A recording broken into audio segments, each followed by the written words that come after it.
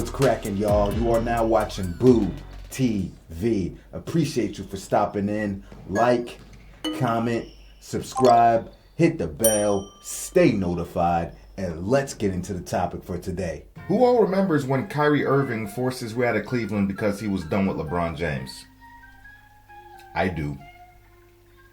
Who all remembers when years later Kyrie Irving called LeBron on the phone to apologize to him about how everything went down? I do. If I was Kyrie Irving, would I have called him up to apologize? Absolutely not. Let's talk about it.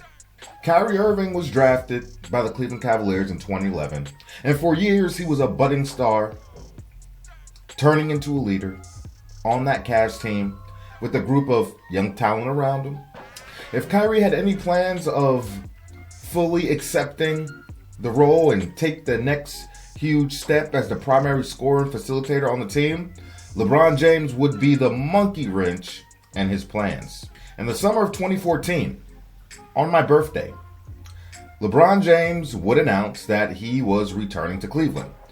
And following LeBron, he would be bringing Kevin Love along with him, which meant that Andrew Wiggins was out the door and being shipped to Minnesota.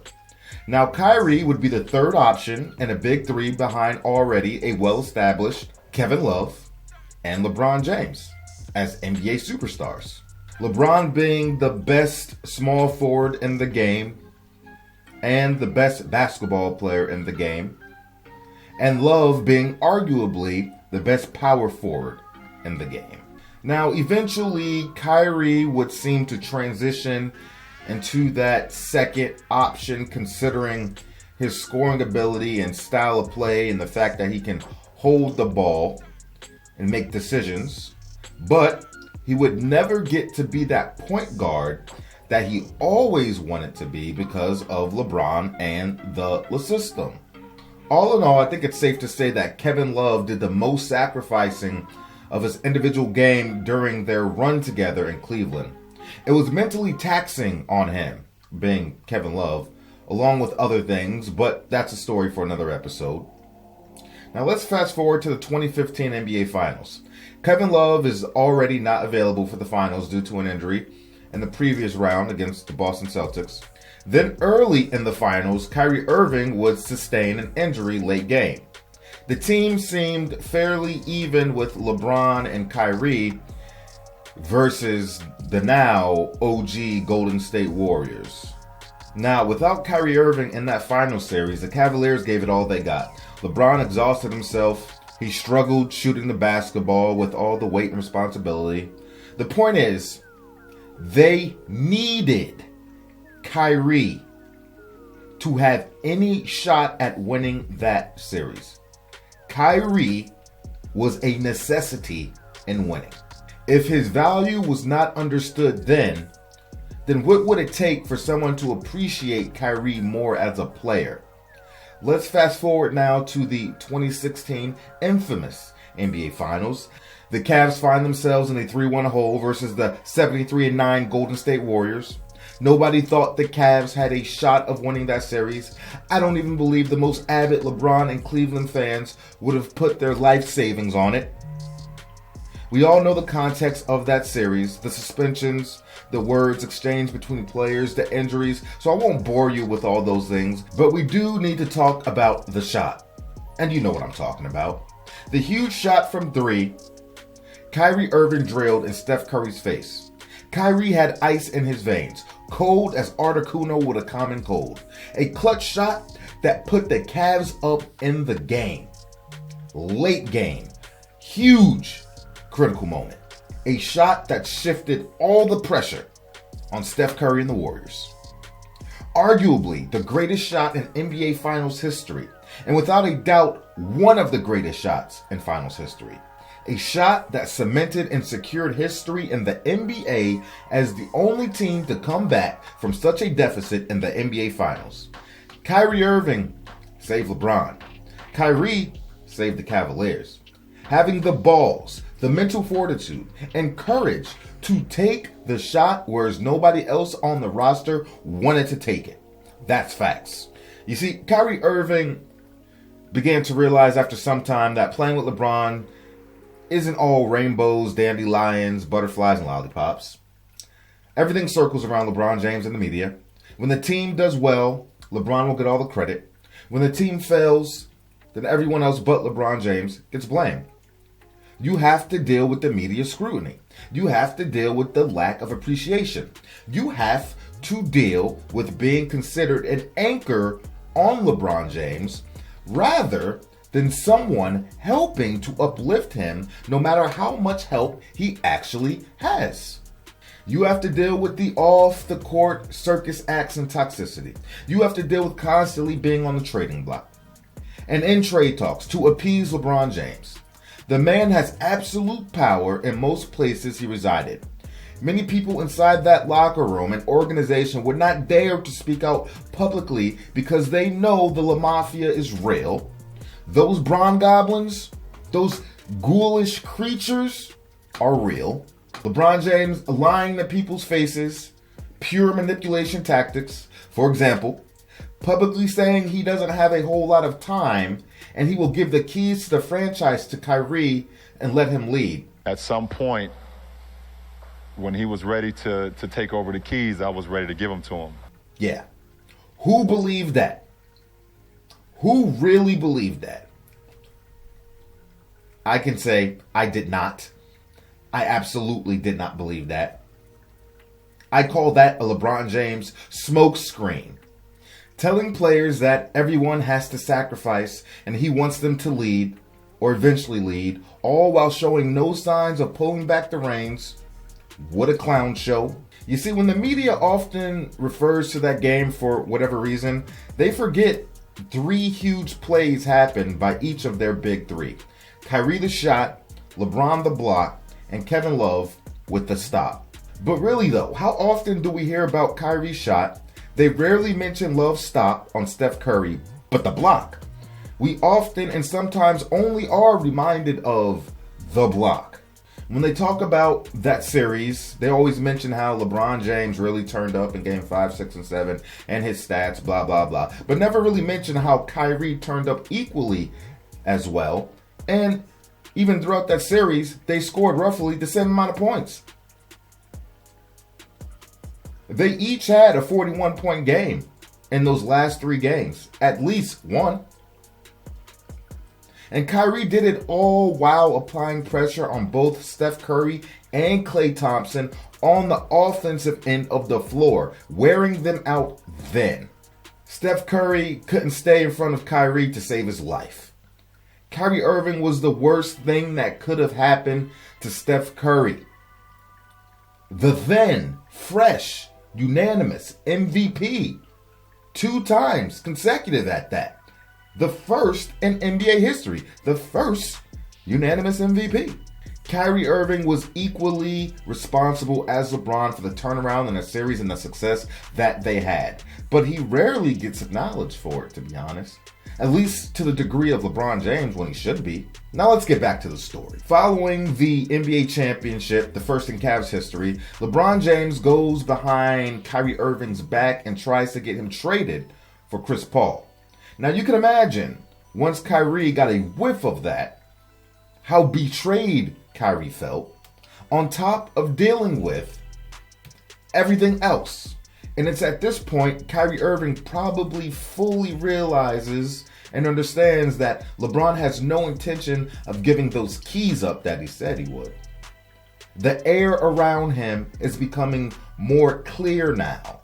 While more toxic, more clear. He can see through the BS. It's like Kyrie Irving took a trip to Hyrule and found the lens of truth from The Legend of Zelda.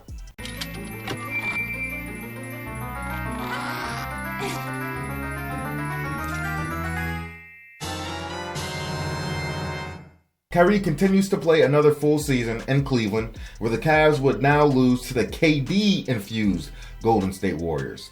And rolling into the 2017-2018 season is when Kyrie Irving would demand a trade from the Cleveland Cavs. The first time we have had a player of Kyrie's caliber demand to move away from the almighty James and take his career in a different direction. Kyrie would not be silenced and would not tolerate the BS anymore. Kyrie also threatened the organization that he would get season-ending surgery on an ailment should they decide to hold on to him throughout the season. So essentially, you better get something for me or nothing from me at all. A ballsy move by Kyrie in that regard. Finding out LeBron wanted him gone as if he was not adequate enough after saving his ass and the franchise was a samurai sword in the chest for Kyrie Irving. You see, some people might just say it's business, players get traded all the time, and yes, that is absolutely true. But it's not the same when management does it than someone that is supposed to be your boy tries to do it behind your back. The guy in the foxhole with you that just won a championship together, and I do mean together. None of that happens without Kyrie's stellar contributions. Kyrie Irving was the closer for that team, no question. And for LeBron to be a part of all of that and reap the benefits, then come to the conclusion that Kyrie is not adequate, but wants CP3 instead, is wild to me. And to be honest, CP3 and LeBron would not have been as good as a fit as Kyrie and LeBron. In fact, CP and LeBron could have been a horrible fit considering their playing styles.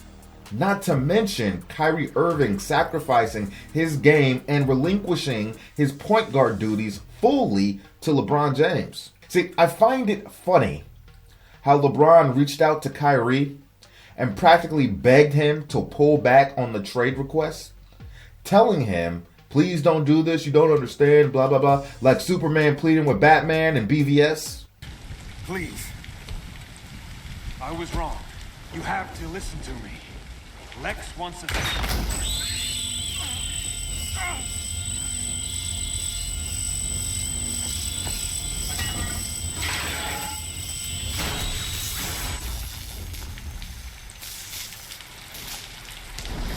You don't understand. There's no time. I understand. Kyrie would eventually get traded to the Boston Celtics. Now, I'm not going to sit here and talk about Kyrie's tenure with Boston in detail, but I will say that he was surrounded by some fantastic youthful talent, and through Kyrie trying to navigate as a leader, he was starting to deal with some frustrations and responsibilities of leading a group, especially a younger core. And it seems that he reflected on it and saw a little bit of himself in them, like when he was with LeBron James, and said maybe I could have handled that situation a little bit better, a little bit differently. After his moments of reflection, however long that was, he then called up LeBron to apologize and I assume vent as well. And if I'm not mistaken, LeBron James was at dinner with Kevin Love and his phone starts ringing and LeBron looks up and K Love was like, who is it? And LeBron was like, what the hell? It's Kyrie. Now, if I was Kyrie Irving, I absolutely would not have called LeBron James, at least to apologize. See, I applauded and loved Kyrie for standing up for himself and calling out the BS when he sees it from the environment. And someone that was supposed to be his brother, even if LeBron James wanted to move on from Kyrie, at least have the decency to tell me to my face, I don't think this is working out for these reasons. I want to go this direction. I'm going to push for this play. At least tell me. Don't do it behind my back after we've had the ultimate level of success together. I would not have apologized. He shouldn't be subject to an environment where everyone is walking around on pins and needles around LeBron James, and people dare not speak out against him due to his power and minions and narrative controllers. While Kyrie may not have been a saint in every aspect, through him growing as a young player, maybe a bit of a knucklehead at times, to be expected, he has some maturing to go through that does not compare to the backstabbing, double-crossing of LeBron James trying to get rid of him, especially considering what Kyrie did for him, everything he did for him, and the team. You see, Kyrie's contributions did more for LeBron's legacy and how people sees LeBron than it actually did for Kyrie's legacy. Just because of the magnifying glass and scope and popularity of LeBron James. I bet Kyrie was like, if I could go back in time now and give LeBron that shot instead of me taking it and have him attempt that big three to put the game on the pivot, I would. You do it. Somebody get this man a time stone. Be like Thanos in this mofo. There was no apology needed from Kyrie. Seriously, you know how many people LeBron James has gotten traded in his career? You know how many families this guy uprooted because somebody's husband or father now has to go to a different team because they were getting scapegoated? You think LeBron has called all those players and apologized to them and their families? LeBron better hold a press conference. And he could fill the entire room with players and give them all a public apology. All of them at the same time. Maybe save him a little bit of time in the process doing it that way. Then calling all 1 million of the players he got traded individually. LeBron James can also invite all those little kids back to the room too. The ones he had on the decision where he broke their little itty bitty hearts on live TV. Yeah, they deserve an apology too. Those kids are probably grown up now and probably have PTSD from the decision. Listen, Kyrie Irving stood on business. How the young kids like to say today. He got the hell up out of there. And he should have stayed on that business and left their relationship right where it was. No phone call, boy. Knowing the megalomaniac LeBron is, that phone call was probably the ego stroke he needed at that moment. Kai performed out of this world for that team, man. Kai took on the challenge and the responsibility of taking the most pivotal shot in the series, where it was all going to fall on him. Kai was a huge reason they made history. Why the Cavaliers were champions. And you want him gone? Even after losing in his absence in the 2015 finals, and his presence being validated in the 2016 finals, that was still not enough to appreciate Kyrie Irving. Hell no. If I'm Kyrie, I'm like, I saved your punk ass legacy, bro. I changed history. Boy, I ought to backhand you, little man. Anyway, that's all I gotta say about it, folks. I appreciate you guys for stepping in. Just wanted to talk about that one because I wouldn't apologize to his ass. Absolutely not. Standing on it. Standing on it. Like, comment, subscribe. Check out our Kyrie playlist, our LeBron playlist. Let me know what you think about it, and I'll catch you on the next one. We out, baby.